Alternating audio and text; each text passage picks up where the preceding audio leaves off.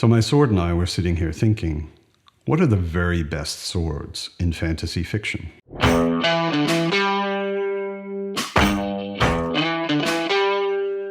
So yes, this is my sword, which you've seen in the background of my videos, no doubt. It is the very best sword, and it is magical, but only because I made it myself. That makes it pretty magical to me. If you're interested to know more about my sword, I will talk about it at the end of the video after the top 10 list. So stick around for that. So what are the very best swords in fantasy fiction? To me, a fantasy book is something that has magic, and it almost always has swords, and often it has the two together, magical swords. I was thinking when I was putting together this list, I was thinking about doing only magical swords, but there were a number of swords that occurred to me that aren't technically magical, but are pretty damn cool in the story. So this is swords in fantasy, but not necessarily magical swords. So let's start with number 10. Number 10, I'm putting in a sword that maybe a lot of you haven't heard of if you haven't read The Black Iron Legacy by Gareth Hanrahan. That is the Sword Erevesic. And it appears in the second book, in The Shadow Saint. It's a phylactery, which if you play D&D, you've probably heard of phylacteries. It's essentially an object that is a storage vessel for souls. So it belongs to the Erevesic family, and when the person in the Erevesic family who wields that sword dies, their soul goes into it, along with all of the previous souls of their ancestors. And if you're alive and you wield that sword, you have all of these souls backing you up with their knowledge, their skills, their experience, making you actually pretty damn powerful. I thought that was a cool idea for a sword, even if it's maybe a lesser known one. So number 10, the Sword Erevesic. Number 9, it's still early in the list and I'm already cheating a little bit. Number 9, I'm putting in the 12 Swords of Power. There are some novels, they were written quite a long time ago by Fred Saberhagen or Saberhagen, or however you pronounce it. I think he was American, so it's probably Saberhagen. He wrote about a world where there were 12 extremely powerful swords that were made by the gods, and they were given to men. And each of the swords has a very specific power and generally a very specific disadvantage. So they kind of all belong together, which is why I'm kind of cheating and why I didn't just pick one. If I had to pick one, it would probably be the one called Coin Spinner. Coin Spinner gives the wielder extremely, extremely good luck.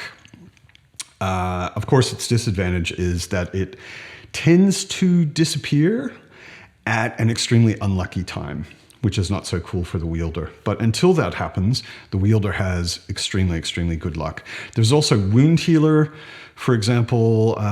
It heals any wound. It can regrow a cut off limb.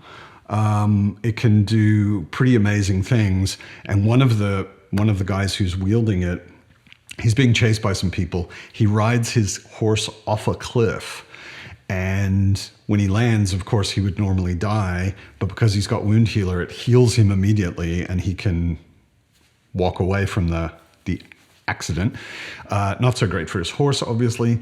Nobody should treat a horse like that, but he does get away. So number 9, the 12 Swords of Power by Fred Saberhagen. Number 8 is possibly the most famous sword in fantasy fiction ever. Take a moment to guess what that could be.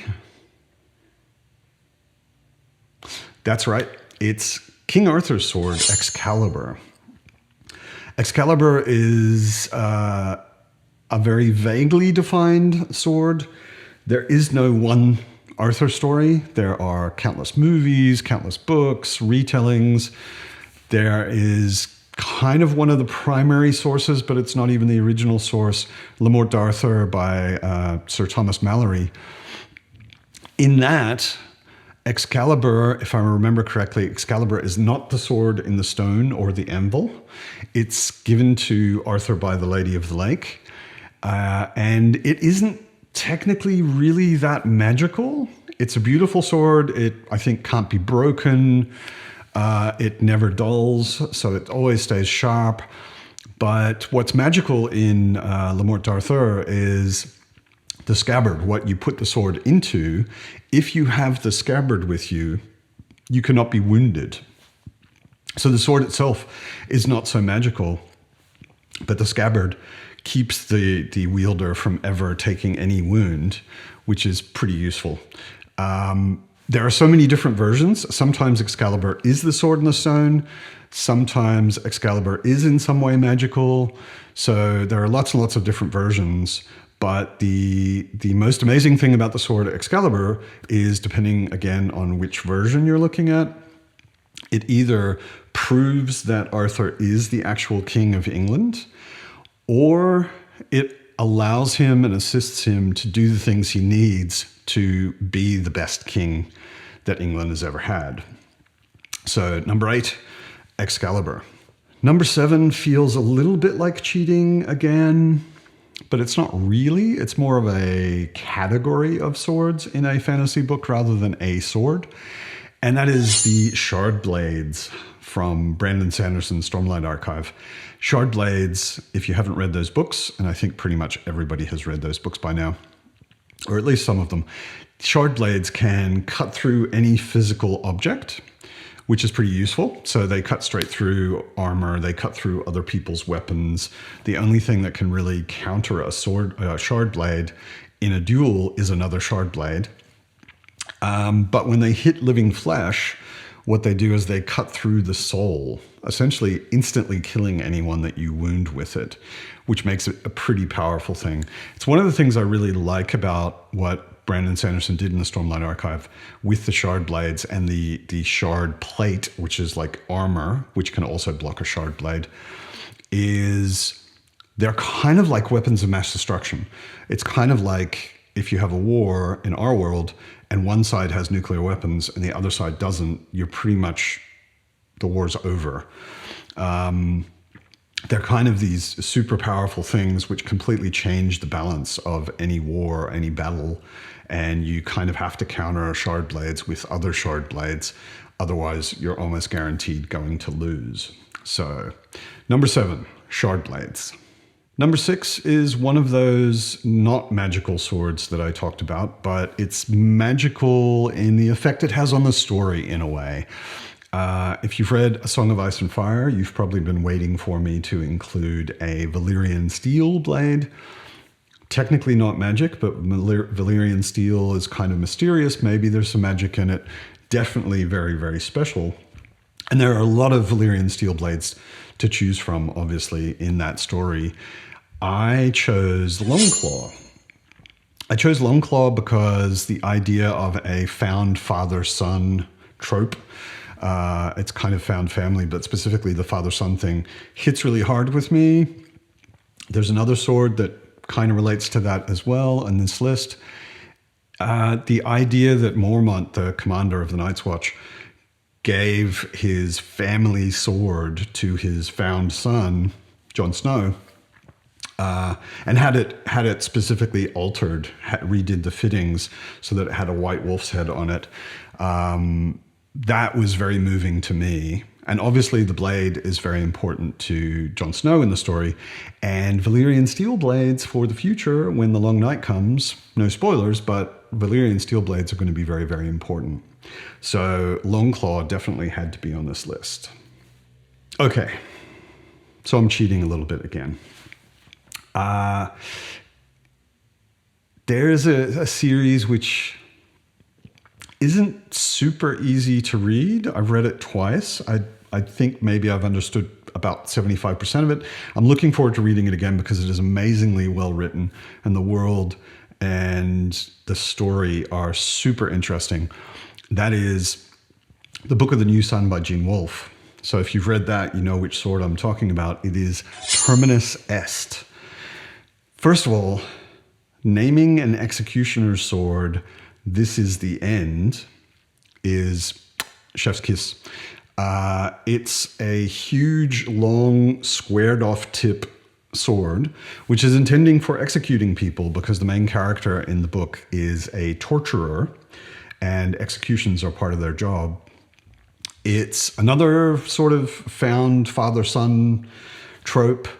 Severian, the main character, this isn't spoilers, it's all very early in the book. Severian, the main character, is an apprentice torturer. He does some things he shouldn't do, and he gets expelled from the Torturers' Academy, or the Guild, the Torturers' Guild. And the boss of the Torturers' Guild gives Severian the sword of the Guild. This is essentially a sword which is a representation of the position of the leader of the guild, but he gives it to Severian because they're quite close, because Severian's probably going to have a hard life once he leaves the guild. For whatever reasons, he gives it to Severian, and Severian travels with it across the world and uses it as an executioner, but also for other things. It's not intended for fighting. It's a special sword in that it has a channel inside it. So the middle of the sword is hollow, and that channel is partially filled with mercury. So when you're holding it like this, it's heavy at the grip, and when you swing it, it gets heavier at the tip to make sure it will do its job when executing a criminal. So very, very cool sword. It's kind of cheating putting this on the list because technically that story is not fantasy. It becomes clear pretty early in the book that it's actually a very far future kind of thing, putting it more in the category of science fiction. But it's fantasy-ish, and it's got swords in it, so I'm including it. It's my list. For number 4, I picked Grayswandir. Maybe also not that well known a sword. It might have been earlier. It's from a series called The Chronicles of Amber, written by Robert Zelazny, which was written quite a while ago. I think the first book came out in the 70s. So maybe it's not that well known anymore, but it's a great series and probably necessary to explain a little bit about the whole idea of the world. The idea is most of the main characters come from a place called Amber, which is like a dimension. And there is a range of dimensions between Amber, which is completely solid and static in a way. Nothing much really ever changes there. It's the realest dimension there is. And then at the other end of the scale is chaos, which is what it sounds like. And in between is shadow, and shadow is an infinite number of dimensions that are either more stable if they're closer to amber or more chaotic if they're closer to chaos. And everything in shadow is malleable for people from amber. So they travel through shadow, through these other dimensions, and they can change things basically just by thinking hard about it. The thing that makes amber stable and real is the pattern, which is an actual pattern that's on a floor. It's an extremely magical diagram or what have you. And that is the thing that makes amber so stable, holds it down, holds it to being extremely real. And it's the thing that gives all of the people in amber their power to manipulate shadow and that kind of thing. Grayswandir is the sword of one of the princes of Amber, Prince Corwin, and Grayswandir was actually forged on the pattern. So it is a sword which is as real in a way as Amber, and Corwin can call it to him from anywhere, no matter where he is. It's also helpful with his sorcery. It has a bunch of different functions, but it's a very, very cool sword. I recommend reading the Chronicles of Amber. So Grayswandir is definitely on the list. If you've ever heard me talk and you've looked closely at my intro, you're probably wondering where is a sword from a Tolkien book. Lord of the Rings has a lot of swords to choose from. But honestly, as far as magic swords or fantasy swords go, a lot of them are not really that special. They have a lot of meaning in the story, but they don't really have amazing, weird powers or anything. But of course, Lord of the Rings being one of my favorite series ever, I am including a sword from it. And I chose Sting, which may seem like a weird choice. It's basically an elven dagger from the first age of Middle-earth. And it's not that special. It glows when orcs are nearby, which is useful. It makes it kind of a utility knife in a way. But the thing I found so compelling about it in the stories was a small, comfort-loving, not particularly adventurous hobbit finds this sword in The Hobbit and gives it to Frodo. That's Bilbo, and he gives it to Frodo, who then carries it throughout the Lord of the Rings.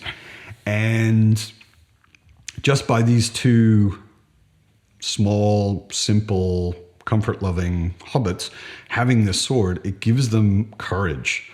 There are a number of situations where it's the only thing that makes them feel like they could do something in a dangerous situation.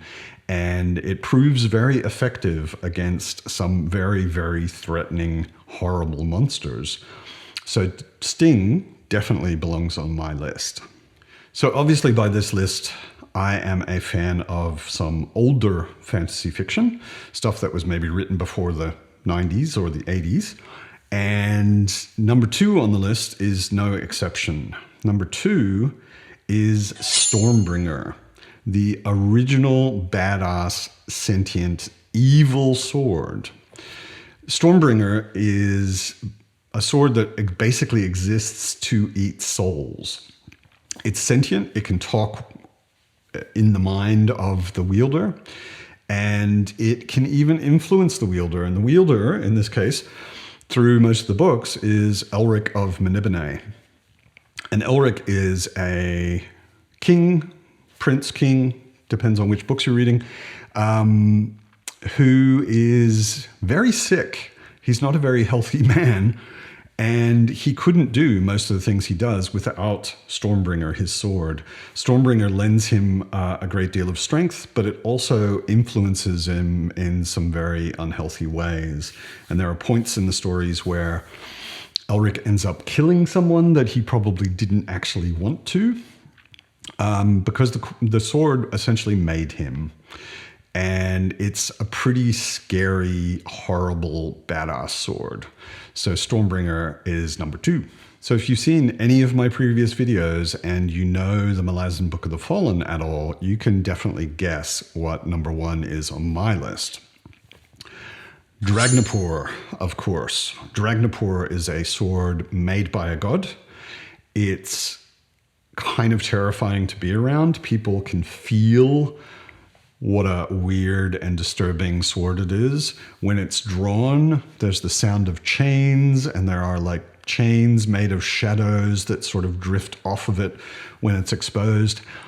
And if it cuts you, it kills you and sends you into a pocket dimension where you are chained to an enormous, extremely heavy cart with every other creature, being, person that was ever killed by the sword to pull this cart essentially for eternity. It's an existence of ongoing, never dying torture, more or less. So it's a pretty badass, ugly, scary sword as well, just like Stormbringer.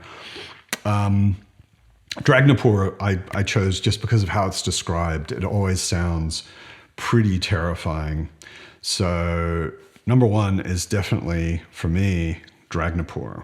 So this is the internet. So I'm already looking forward to all of you telling me how wrong I am in the comments. To put it more positively, please do tell me about swords I didn't mention in the comments. I haven't read everything in fantasy, and I'm sure there are some very cool swords out there that I would love to hear about. You can add a book to my TBR, more or less, by telling me about a really, really cool sword. I would love to hear it. So if you stayed around this long, I promised at the beginning to tell you about my own sword. It doesn't have a name. I guess I should name it, shouldn't I? It doesn't have a name, but I made it myself, which is the coolest thing about it. The story of that is a friend of mine discovered the medieval history department at the University of Kiel, which is a town in northern Germany, not far from where I was living in Hamburg. The medieval history department there has a very practical application of medieval history. They have built a small medieval village, sort of, with houses and workshops and some fields and all of the things. And they practice medieval work there. They do craftsmanship, they do farming, they do all sorts of things using authentic medieval tools and methods. And one of the things that we discovered was that they offer a sword making workshop where you could go and in using all of the tools that were used in the Middle Ages, you can make a sword. So me and a couple of friends went there and stood out in the snow because it was winter and the anvil was outside. We stood out in the snow banging on pieces of metal and made ourselves swords. I learned one big thing, which was the exciting bit of sword making that you always see in movies where you've got a sweaty blacksmith and he's banging his hammer on the anvil and sparks are flying and all of that. That bit is hard work and it's exciting like it is in the movies. And it's the easiest part of making a sword, or at least the most exciting and quickest part of making a sword. The less exciting and much slower part was grinding it. This was a roughly sword-shaped lump of metal until I spent hours and hours grinding it and getting the shape right, polishing it, sandpaper for hours and hours and hours to get it smooth, and then finer sandpaper to polish it up so it looked a little bit shiny. It's not fancy. I wanted to make a hand-and-a-half sword, semi-historically accurate, and something that felt like a sword when you pick it up. But it's by no means a well-crafted sword, but it's magical because it's mine. Tell me in the comments about your favorite sword from fantasy fiction. And as always, keep reading awesome books, and I will see you next time.